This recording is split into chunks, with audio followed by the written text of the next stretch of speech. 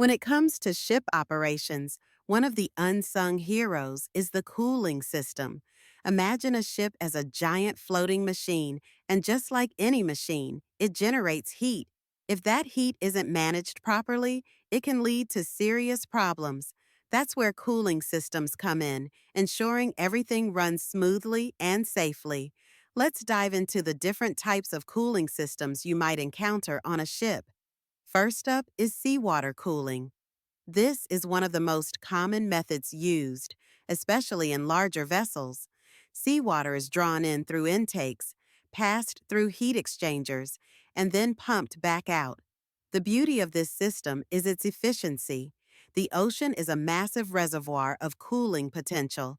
However, it does come with challenges, like the risk of clogging from marine growth or debris.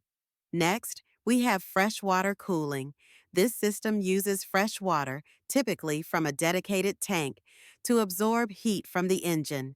The heated water then flows through a heat exchanger, where it cools down before returning to the engine. Freshwater cooling is often preferred in areas where seawater isn't readily available or where corrosion is a concern. It's a bit more complex and requires additional maintenance, but it's effective in keeping temperatures in check. Now, let's talk about central cooling systems.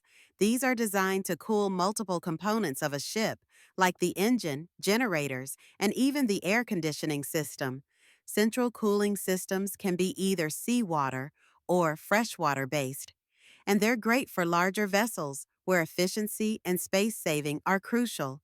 They allow for a more streamlined approach to cooling, reducing the number of individual systems needed. Jacket water cooling is another fascinating method. In this system, water circulates around the engine block, absorbing heat directly from the engine. This heated water is then routed to a heat exchanger, where it's cooled before recirculating. Jacket water cooling is particularly effective because it maintains optimal engine temperatures, which is vital for performance and longevity. Finally, we have air cooling. This method is less common in larger vessels but can be found in smaller boats or specific applications. Air cooling relies on fans and ambient air to dissipate heat. While it's simpler and requires less maintenance, it's not as efficient as liquid cooling systems, especially in high-performance scenarios. Understanding these cooling systems is crucial for anyone interested in maritime operations. They play a vital role in ensuring that engines run efficiently and safely, preventing overheating and potential failures.